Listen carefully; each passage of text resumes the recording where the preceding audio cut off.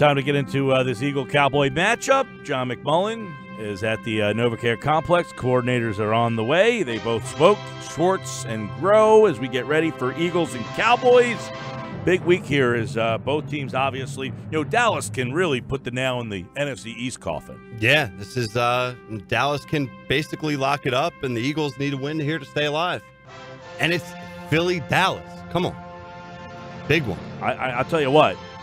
You know, the one thing about this is the game being in Dallas, they won here. Mm-hmm. These two teams, you know, now the Eagles swept the series last year, but it's not out of the realm to say, look, these two teams, like at the beginning of the year, you would just say, hey, they're going to split. Right. It almost makes you feel better that they dropped the first one.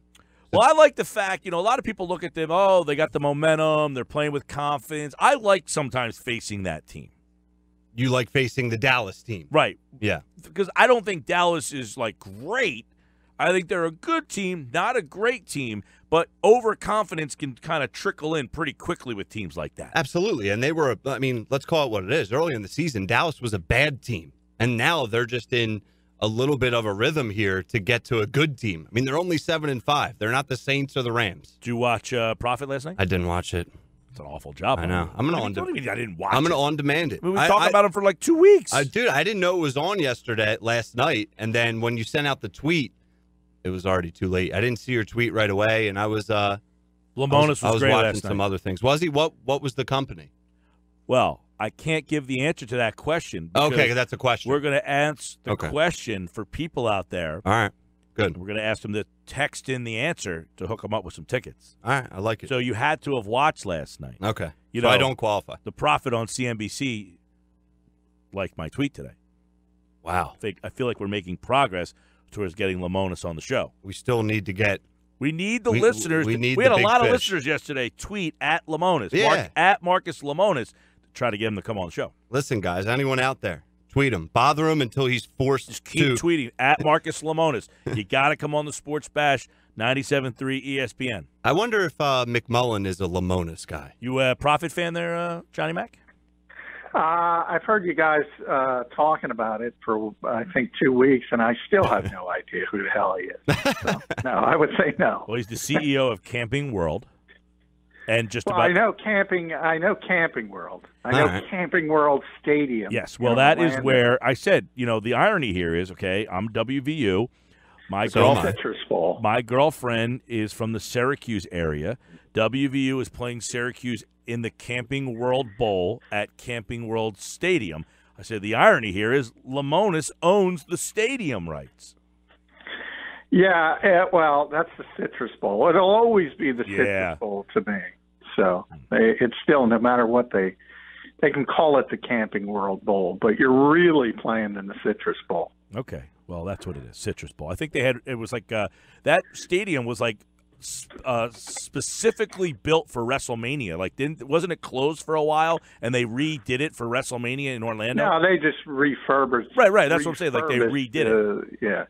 Yeah, and they made it nice again because the Citrus Bowl has been around forever. It was a dump. It was an aging stadium. The Pro Bowl is there now. Is it? That's exciting. Yeah, it's in Camping World Stadium. All right. It's been for the past couple of years. But there is a Camping World Bowl. That's you can. Okay. Well, I thought he said no. It's the Citrus Bowl, but it's the same thing. It was the Citrus Bowl. Oh, okay. I got He you. bought the naming rights. Lamonis owns it now. Got it. He can call it whatever the hell he you wants. Might as well have. Do they still have the Pool and Weed Eater Bowl? You might as well have that guy on. No. Lamonis is the Prophet. Come on. They should call it the Prophet Bowl. That's right. All right, let's get into Eagles Dallas. Number one. Would you have any interest in Kelvin Benjamin? Averages about 15 yards a catch, 2 big years in Carolina. Apparently he's a knucklehead. Is there a negative number of percentage on that scale? No. The Eagles need a speed guy. And we were just talking to Mike Wallace today, and that's still the plan, hopefully to still be relevant when he can get back on the field. They don't need another intermediate receiver. They got a glut there. So the last thing they need is another guy like that. They need somebody who can pop the top and stretch the field. And they got him in the locker room. Unfortunately, he's rehabbing from a broken fibula. And 3 months, it's supposed to be a 12-week injury. 3 months would be December 16th, which would be not this week, but next week against the Los Angeles Rams. So keep an eye on that date. Well, you wrote about Wallace today, Mike Wallace. What update? I mean, have you seen him walking around? You said that he's inching closer to a return. Yeah, he talked to us today. He's running. He said he's not back to where he wants to be, but he's making significant progress from week to week. And as I said, he's not going to play this week. He's not going to be activated. There's at least potential for the Rams game. And then after that, I think he would be out there. Now, the biggest caveat to that would be if the Eagles aren't relevant, they might not activate him, might not risk it. But if they're still in it and they're still fighting for something, he's going to be back. Be a big help, I guess. They've been lacking that, and we would see who would be kind of the odd man out. You know, you look at – let's talk about Schwartz and his press conference today first. Opened up with Avonte Maddox potentially coming back this week? Yeah, there's a potential. We'll get a better feel for that because the Eagles didn't have a full-scale practice today. Doug has called him day-to-day, and that means he's at least close in the week-to-week designation, which he has been. So there's a potential he gets back on the field, and then it becomes how do you use him? Is he going to start at safety? Is he going to be the nickel back? And really it comes down to, do you feel more comfortable with Corey Graham at safety or Cravon LeBlanc at nickelback? And it'll be an interesting decision to make, and Jim said we'll cross that bridge when we get to it. There's no doubt when Avonte's deemed healthy, he's going to play. It's just a matter of where he's going to play. Talk with John McMullen at JF McMullen here on the Boardwalk Honda Hotline. Schwartz today gave a real long answer. You know, he was asked about the run defense. They gave up the 90-yard run, and then they kind of shut that run down. They did not stop the run very well the last time they faced this Cowboys team. So did he give any point of emphasis on the run game? Just the fact that usually when you struggle, and certainly on a 90-yard run like the Eagles gave up, it's generally more than one thing. It's guys on multiple levels making mistakes, and that's what happened. And it's never good to give up a gash like that, but Adrian Peterson's done that a lot in his career. No running back in history has more 50-yard runs, so even at his age, you could see he can still run. So there's not there's not a ton of guys that do that kind of stuff. The Eagles, unfortunately, have been through this stretch of games where they keep facing really good running backs, and that will continue, obviously, with Ezekiel Elliott. A little bit different. He's not going to get out in the open field and outrun people, but he's a far more effective, far more well-rounded back at this stage of his career than Adrian Peterson. So it's a tall test, as it always is. He talked about blitzing, and they haven't blitzed a lot the last 2 weeks. Is this a team that they'd be more prone to blitz on? I don't think so, because that's not their identity. Now, more than 3 times, 1.5 times a game probably.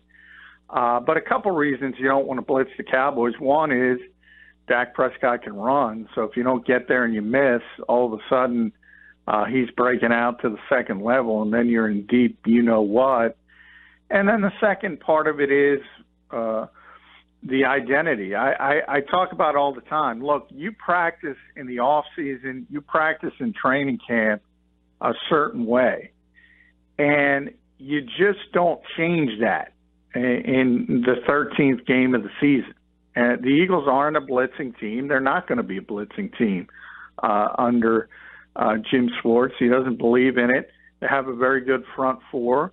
and that's the way they're going to play. And there's not a lot of guys, by the way, on this defense that can blitz well. Probably Malcolm Jenkins, and then it's the end of that book without Jordan Hicks. So who are you going to blitz? And as Jim pointed out today, they blitzed on the 90-yard run. What happened? 90-yard run. They blitzed on a pass play that won 50. And go back to the beginning of the season. We constantly talked about all the big plays. The loss in Tennessee, 0 blitz. The big Adam Thielen play, 0 blitz. Deshaun Jackson, 0 blitz. This team does not blitz well. So fans kind of wake up to that. John, is this game going to come down to who runs the ball more effectively and who controls the clock more? I mean, last week against the Redskins, the Eagles controlled the ball. They had the ball for almost 40 minutes, 39 and change to the Redskins, 20 and change. And that's the second week in a row that they did a really good job of controlling the clock. Second straight win. And Dallas, we all know, they like to start with Zeke and they like to get Dak and play action and kind of build off that, controlling the ball as well. So is that an area of focus for you? No, I'll tell you why. I mean, it was an outlier against Washington. I mean, is Dallas going to be down to the third quarterback on the street? Because then it's easy to win the time of possession game. Yeah, I mean, then they're going to win it. They're going to win the time of possession game. Look, the Eagles usually are, since Doug Peterson has got here, have been either number 1, 2, or 3 in the league in time of possession. Yeah. They win time of possession more than they lose it, certainly, and they've been that way since Doug has gotten here. But if you're asking me, is that the key to beating the Dallas Cowboys? No, as Jim will always tell you, Jim Schwartz, is every game has its own personality. You have to see how it breaks. You got to play well. And then hopefully if you're up in the fourth quarter and you have a chance to put together one of those 4-minute drives, that's where you want to run the football, and that's when you want to drain clock. So what do you expect Doug to do on offense? Just more of the same this week? Are we going to see more of the screens? I know we talked about it yesterday, and he likes the screen game. I don't know if they can screen this week. Right. They've been as good as you can be with that screen game over the past couple of weeks, but these linebackers are a different animal. And they're as athletic as you get in this league. So if you're going to run screens, Lee playing this week, do you know? He's not officially. He's getting closer, but don't buy into that Jerry Jones nonsense that he's going to start. He's not going to start. You can get around those types of things by saying, like Camu Grugier-Hill is a starter here in the base defense, or maybe you play him the first play of the game in deference to him, but it's going to be Jalen Smith and it's going to be Leighton Vander Esch as the 2 main linebackers, and it doesn't get more athletic than those guys. So no, those guys are good, man. Yeah, if you're going to screen them, you better not only get to your landmark perfectly, you have to worry about them coming underneath. I mean, they're just so athletic. It's going to be difficult to do that. So what do you anticipate the Eagles to throw at them? Are we going to see more Sproles? I mean, we should see more of him anyway as he gets more comfortable. But that's interesting because I was on a station in Dallas today, John, and they asked me where would the Eagles attack on the Dallas defense. I don't really know if I have an answer for that question. They're pretty good everywhere, and where they're the weakest, the Eagles aren't that strong. Yeah, it is a really good defense, and they have difference makers at all 3 levels, and that's always difficult. So what you have to do is you got to be very efficient, and this is a game we always talk about playing clean, but this is a game where you certainly want to play clean. You don't want to have a false start where you're behind the sticks and trying to go uphill against this particular defense. I think one of the positives, Lane Johnson's kind of turned it on. He's gotten healthier. So you now have somebody playing at a high level to go against Marcus Lawrence, so that will help. And Zach Ertz has been the guy. It's not going to be any difference. And if there is one aspect of this team where you can look at and say they probably can get better, it's safety. So I think it's going to be more Zach Ertz. And why shouldn't it be, by the way? Because some of the guys on the team don't want him to get that many targets. He's always open. I mean, look, by the way, my default answer was it's got to be Zach Ertz, right? He's the only guy that's open all the time. But is it just as simple as obviously he's great and he's having a hell of a year, but there has to be some behind the house, back of house discussions and strategy of we are dialing up plays for him. I mean, I know it goes hand in hand, but well, they do. I mean, I got it direct from the coaching staff. I mean, this team starts their game plan with Zach Ertz and Alshon Jeffrey. Those are the two guys they build their game plan around each and every week. So everybody knows it. Yeah. They admit it, and the defense knows it. But you can – here's the thing, and I've said, look, I think the Eagles' offense is at its best, as I believe all offenses are, when they're moving the football around to different parts. But while I say that, generally, and you can say this about Michael Thomas with New Orleans, same thing. The effectiveness when they throw the ball to Zach Ertz is just off the charts. Win, lose, draw, it doesn't matter. In other words, if he's catching 14 balls but you need 24 targets, well, that's awful. But the time he caught 14 receptions, it was in 16 targets. It's 8 of 9. It's 9 of 11. I mean, every time they throw him the football, it's successful. So I can't criticize it that much. Do you anticipate them to try and divert the attention of the Cowboys? Like, who can have a big game that maybe the Cowboys aren't having their eye on, I guess, with all those numbers and that you just threw out? Well, I talked a little bit about it yesterday. I hope Golden Tate is on the field a little bit more. He was, like Zach Ertz, he was tremendously effective against the Redskins, but a lot of it was stuff that wasn't dialed up. It was the quarterback and the wide receiver, the quarterback extending plays and the wide receiver getting open and working his way back to the football. I'd like to see that change, what I just told you, from Zach Ertz and Alshon Jeffrey to Zach Ertz and Golden Tate. I'd like to get him involved. 7 out of 7 targets, touchdown, 2-point conversion, 3rd-round pick. We're down to 4 games. Use him. That's the guy I'd like to see. John McMullen covering the Eagles and Cowboys at JF McMullen on Twitter. Let's look at Mike Rowe and that offense. The 3rd down thing, I think last year they were number 1 in the league in that area, and they're starting to get better there. I think you're starting to see them distribute the ball a little bit better. But when you look at what this offense is, has it changed? Is there an identity of it? Like, are you getting a better feel for this offense? I mean, talking to Groh, does he feel like they're getting a little bit better feel of their personnel? They're getting better. And is that because of Wentz getting better? No, I think Carson's been. He's definitely not the same guy. Good. He's been okay. He's been good, not an MVP. Yeah, no, not an MVP, but he's been solid. More than you should expect for coming off the injury, I think, at least. And that'll continue to improve. I think mostly cleaning up. I mean, Doug's talked about it all year, and people kind of brush it aside because for whatever reason. But he talks about converting on 3rd downs, and everything looks better. Everybody in Philadelphia likes to talk about the run-pass ratio. Well, it stinks when you don't convert 3rd downs. When you do convert 3rd downs, it's good. And same with the numbers, whether you want to look at the statistics for individual players. If you're on the field, the Eagles ran 75 plays. Washington ran 45.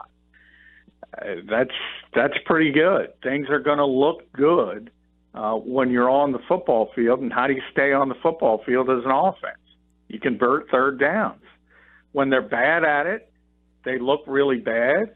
And when they're good at it, they look really good. You look at Van Der Esch and Smith. You mentioned those two guys. By the way, both those guys really, really good.